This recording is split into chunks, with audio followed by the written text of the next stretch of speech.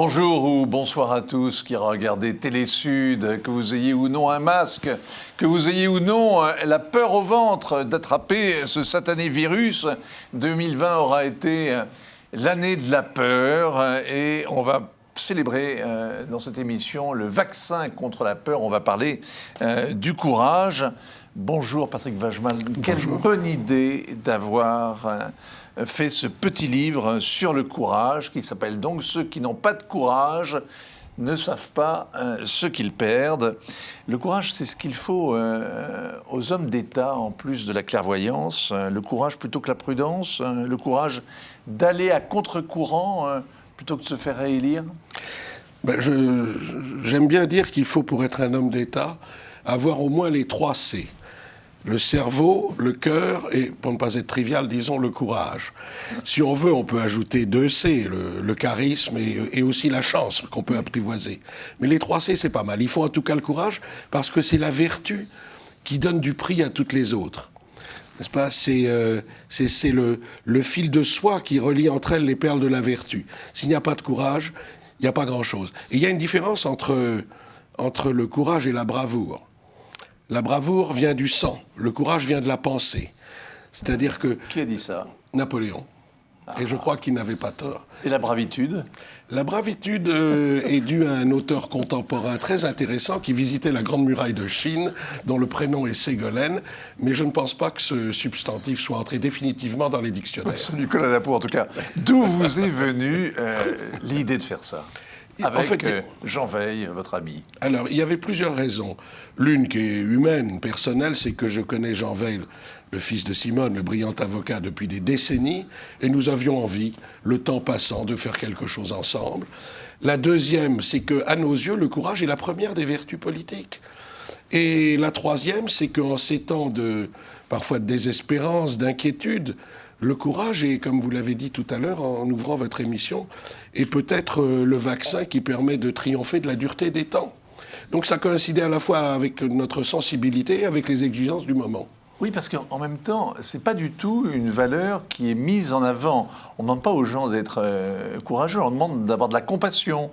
On leur demande même de la prudence. Le courage, c'est de raser les murs et de rester chez soi. C'est pas de galoper sur les toits comme le hussard de Giono. Vous avez raison. Il y a même des professions ou des clubs dans lesquels le courage est considéré comme une forme d'insolence, d'atteinte à la confraternité. Il ne faut pas faire de vagues. Vous pensez au journalisme, hein ? Non, pas du tout. Non, pas du tout. À l'enseignement supérieur ? Non, pas du tout. Vous avez été un professeur. Je ne pense à personne évidemment. en particulier. Mais bon, donc, est-ce que vous considérez que la lâcheté est quelque chose qui marque notre époque ? Non. Je crois que les grandes figures emblématiques, comme Churchill, comme De Gaulle, comme Jean Moulin dans un autre genre, comme Disraeli, etc., ne sont plus très fréquentes sous nos climats. Mais il y a des actions courageuses qui sont promues ici et là, et puis il y a aussi un changement de direction. Les peuples deviennent souvent courageux. Quand les étudiants à Hong Kong descendent dans la rue à main nue, parce qu'ils ne veulent pas tomber dans l'orbite de la Chine, lorsque les Biélorusses descendent dans la rue, des foules immenses pour demander... Soudain, pour demander au péril de leur liberté. Et on a l'impression que c'est un réveil et on ne comprend pas comment. Pourquoi maintenant ? Exactement. Donc il n'y a pas que les figures emblématiques qui soient courageuses, il y a aussi les peuples. Et parfois de ces peuples émerge une figure, Navalny en Russie, que M. Poutine et ses amis voulaient, paraît-il, faire empoisonner, et quelques autres, la jeune femme dont le nom m'échappe, mais qui a pris la tête des manifestations en Biélorussie et qui a dû s'exiler par force.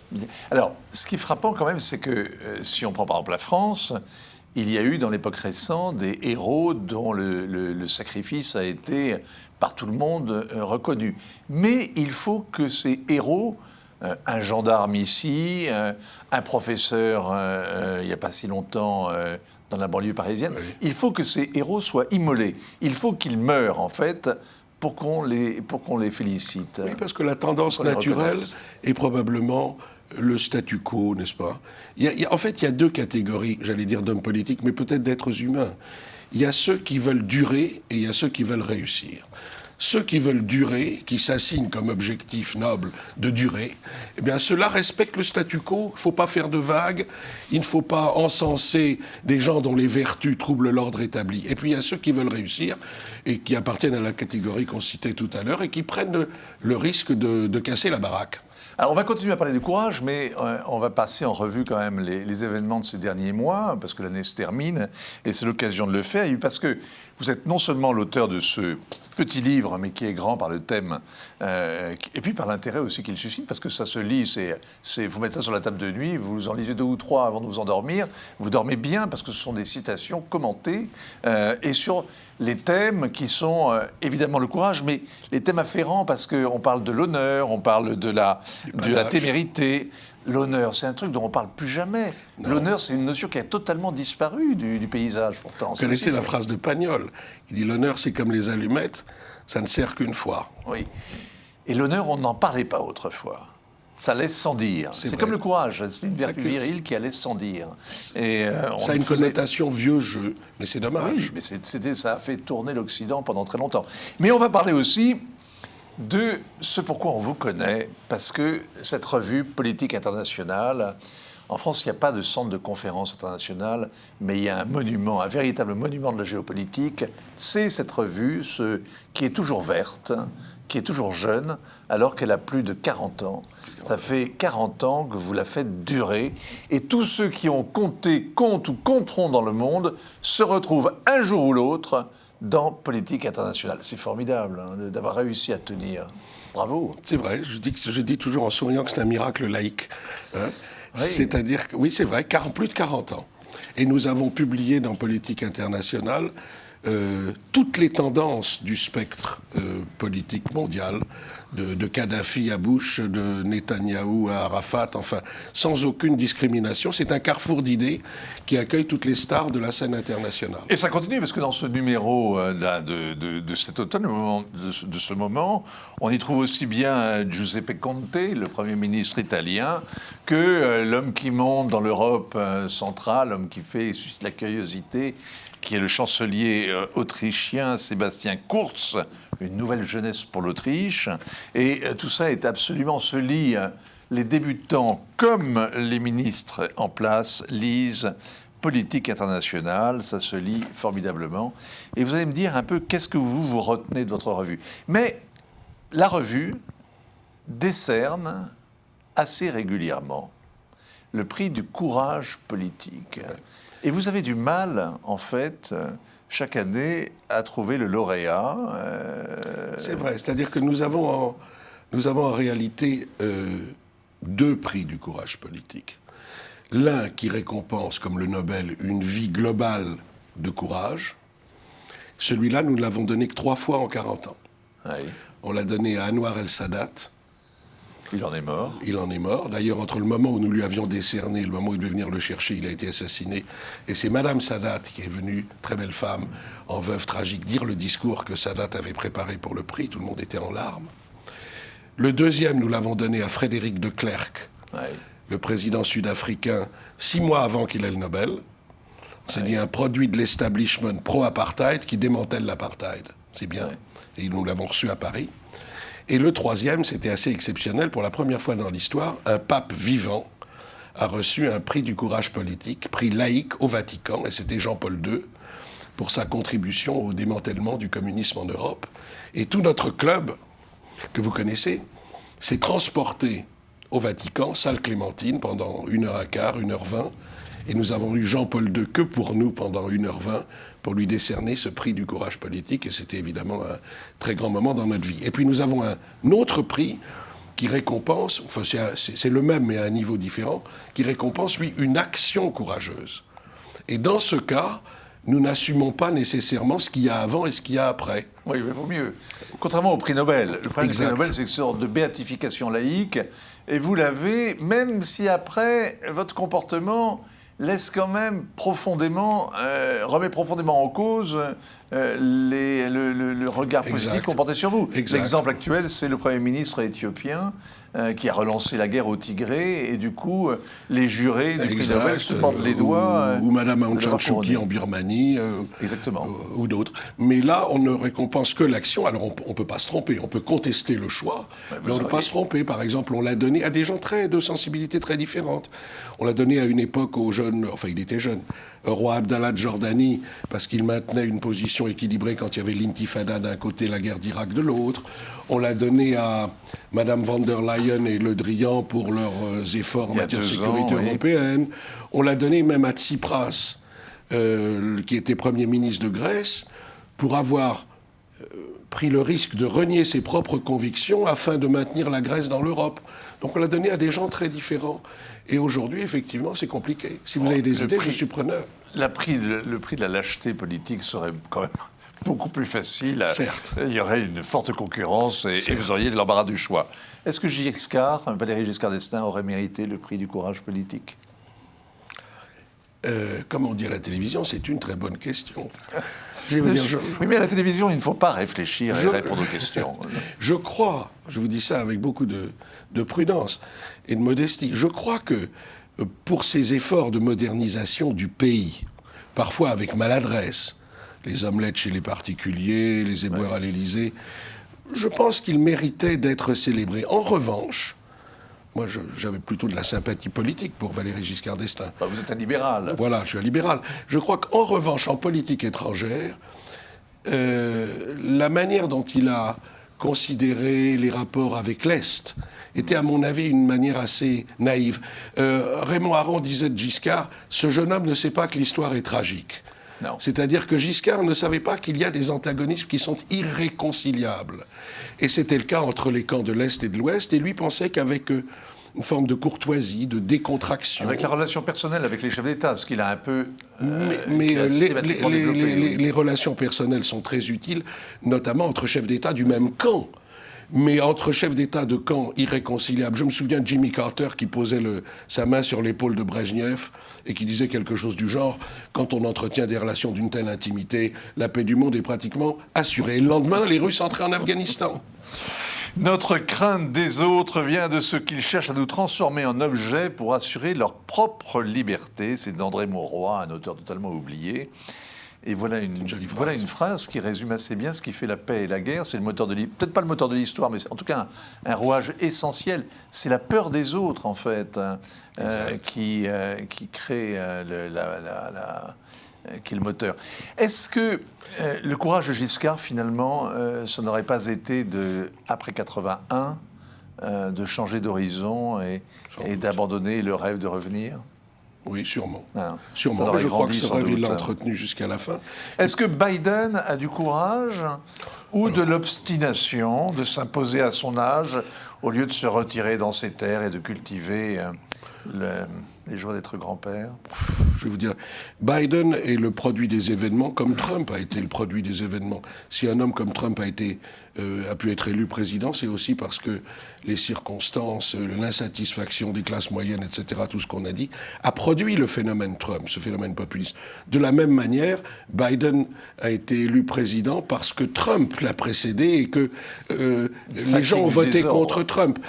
Les électeurs américains qui ont voté pour Trump, à tort ou à raison, c'est un autre débat, ont voté pour Trump. Bon. Les électeurs américains qui ont voté pour Biden ont voté contre Trump. Oui, donc il va rester central dans le jeu politique. Mais alors, la fin de son règne est un moment incroyable parce qu'il prend des tas d'initiatives et il fait réellement bouger les choses, notamment au Moyen-Orient. Je trouve que, vous m'interrogiez tout à l'heure sur ce qui, à mes yeux, restera de cette année en bien et en mal. Je commence par le bien.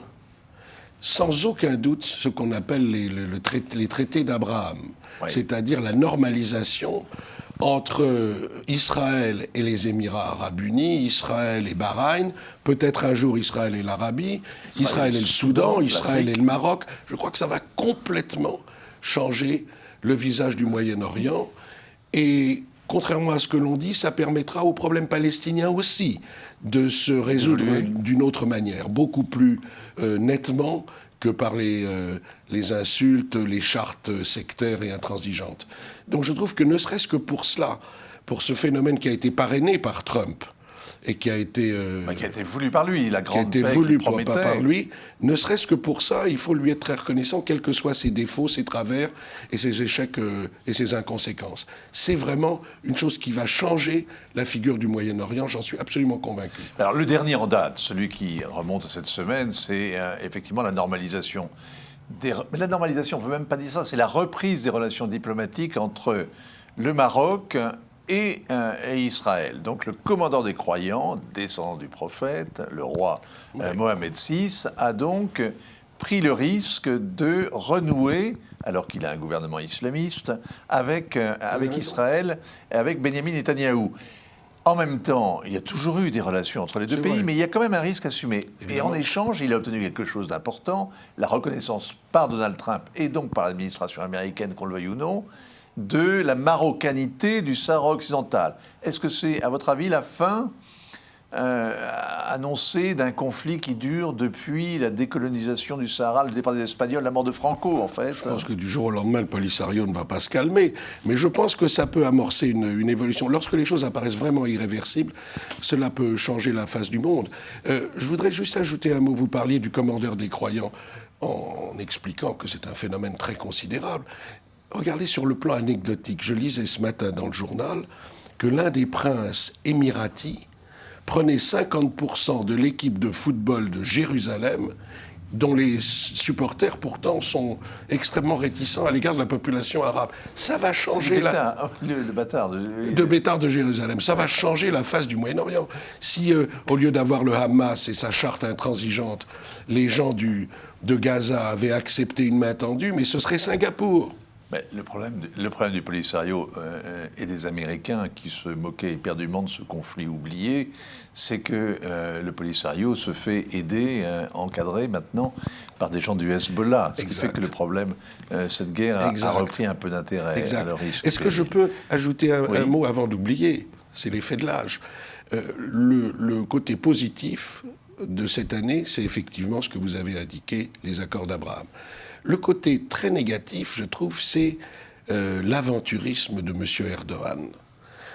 Voilà, un membre de l'OTAN, tout le monde en a parlé, qui achète des armes aux Russes, qui viole la loi internationale en Méditerranée orientale, qui aide les djihadistes de Tripoli en leur livrant des armes contrairement aux embargos, qui envoie ses mercenaires contre les Arméniens et avec les Azéris, qui exerce une pression migratoire sur notre Europe avec une pince, les migrants qu'il a chez lui, mais bientôt avec une deuxième s'il s'implante durablement en Libye, qui se ménage un territoire dans le nord de la Syrie. Enfin, je trouve ça absolument surréaliste. En restant à l'intérieur de l'OTAN. En restant à l'intérieur de l'OTAN.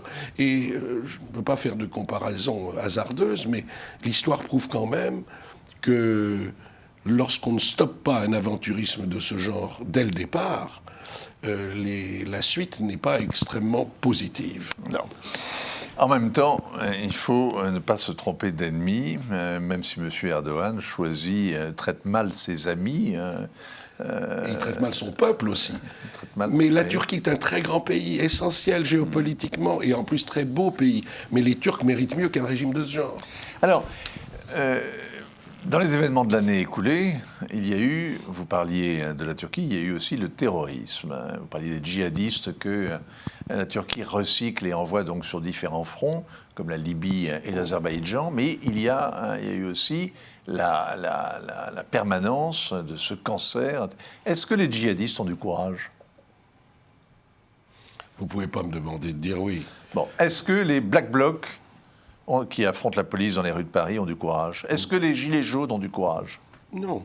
Je trouve que, comme je vous le disais tout à l'heure, certains, à l'intérieur de leur propre logique, que je n'assume pas, ont de l'audace. Ils ont de l'audace. Mais le courage suppose une évaluation. Il suppose d'abord, à mes yeux, qu'on s'assigne une tâche relativement noble et élevée, qu'on évalue les risques que l'on encourt pour l'atteindre et qu'on décide de le faire quand même jusqu'au bout. Ça ne correspond à aucun des exemples que vous avez cités. Il ne suffit pas de résister à la force, il faut en plus avoir une vue noble et servir l'intérêt général. Il me semble. Oui. Il me semble, l'intérêt général. Et je vous dis, après avoir fait une bonne évaluation... Il y a une jolie phrase, je crois, de Marcel Pagnol, qui parlait avec un de ses amis, qui lui disait « Je voudrais prendre un bateau et traverser l'océan, mais je ne voudrais pas sombrer. » Il lui a dit « Mon vieux, si tu veux traverser l'océan sans sombrer, c'est pas un bateau qu'il te faut, c'est une île. » En Europe, le prix du courage politique et le courage en général, c'est quoi? C'est Angela Merkel? Peut-être Angela Merkel. Pour ce qu'elle a fait, pour l'ensemble de ses mandats, pour le courage qu'elle a eu. Sa ténacité, pour ce qu'elle a fait au moment des migrants, alors que ça la desservait. C'est pas que ça la desservait, c'est aussi pulvérisé quand même ce qui restait un peu d'unité européenne. Hein. Elle a mis tout le monde devant le fait accompli. Dans sa logique. Franchement, si on avait un candidat absolument à l'épreuve des balles, on l'aurait choisi. Ouais. Madame Merkel apparaît sans aucun doute comme une figure un peu emblématique en Europe aujourd'hui, au-dessus des autres. Mais il y a des choses, des actions courageuses. Je veux dire, quand Macron va au Liban, ça peut apparaître naïf, mais il n'y a que des balles à prendre. Il n'y a que des coups à prendre, c'est pas mal. Il ne faut pas faire le bilan. Voilà. Il ne faut pas regarder au bout du compte qu'est-ce qu'il y a réellement et concrètement changé dans le rapport de force et dans la situation des Je dirais, les peuples prennent, c'est pas la première fois, prennent leur destin en main et promeuvent des figures, comme celle dont on parlait tout à l'heure, qui sont des individus courageux. En 2020, il y a un géant qui a continué d'émerger et qui a traversé, qui a eu donné l'impression d'avoir triomphé de cette crise sanitaire et crise économique, c'est évidemment la Chine. Est-ce que vous comprenez, vous qui regardez et qui connaissez par cœur le monde du pouvoir en France, en Europe, au Moyen-Orient, est-ce que vous arrivez est-ce que vous vous sentez proche des dirigeants chinois? Est-ce que vous arrivez à les comprendre? Est-ce que vous êtes curieux d'eux? Et est-ce que vous les trouvez courageux? Non. Non? Non à tout? Je les trouve doués. Je les trouve talentueux. Mais je ne les trouve pas courageux parce que le prix qu'ils font payer au peuple chinois est beaucoup trop élevé. Et vous comprenez, quand on met des caméras partout, quand on vous piste, enfin je veux dire, c'est plus un peuple, c'est devenu une caserne, sans parler des Ouïghours, sans parler... Je veux dire, c'est pas ma vision du monde. Alors on peut dire, oui, mais vous êtes naïf, la réelle politique exige que l'on considère tout État comme une boîte noire, sans se préoccuper des gens qui sont à l'intérieur. Ben, je suis encore dans un autre état d'esprit. C'est un empire qui reprend sa place éminente, qui aspire à devenir le premier, sans doute à servir son environnement immédiat. Vous croyez à la guerre? Une guerre avec la Chine? Non. Possible? Non. Non. Vous ne pensez pas? Vous ne pensez pas que la rivalité sino-américaine se résoudra par une petite guerre en Méditerranée? Il y aura peut-être des escarmouches en mer de Chine ou des choses de ce genre. Mais je ne crois pas. D'abord, vous ne croyez pas qu'ils mettront la main sur Taïwan? Alors ça, c'est la grande question. Mais il y a un traité de sécurité entre les États-Unis et Taïwan. Et je ne peux pas imaginer qu'un président américain, républicain ou démocrate, abandonnerait Taïwan. Ça, ce serait vraiment le début de la fin. Mais alors, en même temps, vous qui regardez... parce que vous êtes professeur de sciences politiques, parce que vous avez cette revue, parce que vous connaissez, que vous avez été membre de cabinet ministériel, parce que vous avez vraiment une expérience à la fois théorique, pratique du pouvoir, c'est le monde de la paranoïa, le pouvoir. Oui. Et la Chine, c'est la paranoïa absolue, semble-t-il, quand même, au niveau vraiment la pointe, capot, au niveau de la tête du régime. On sent qu'ils vivent dans la peur. Hein. C'est vrai, mais il y avait autrefois... un livre d'un journaliste que vous avez peut-être connu qui s'appelait Michel Tatu, qui avait écrit Le triangle Washington-Moscou-Pékin et les deux Europes à l'époque. Et il expliquait que la pointe du triangle qui a la meilleure place est celle qui entretient de bonnes relations avec les deux autres, alors que les deux autres n'en entretiennent pas entre elles. Il y a donc une géométrie très compliquée à établir pour contenir la Chine. C'est pour ça que je trouve que finalement, l'attitude américaine qui... dans le domaine commercial, etc., à l'égard de la Chine, était tout à fait fondée. Oui. Je trouve que c'est normal. On a un peu tendance en Europe à dire les Américains ont fait ceci, mais ils font leur politique. Soyons meilleurs. Oui. Ceux qui n'ont pas de courage ne savent pas ce qu'ils perdent. Merci Patrick Bajman. Bonne année à vous. Merci beaucoup. Restez tel que vous êtes, toujours pareil et toujours nouveau, comme la revue. Vivement l'année prochaine, vivement le prochain numéro. Ainsi va le monde.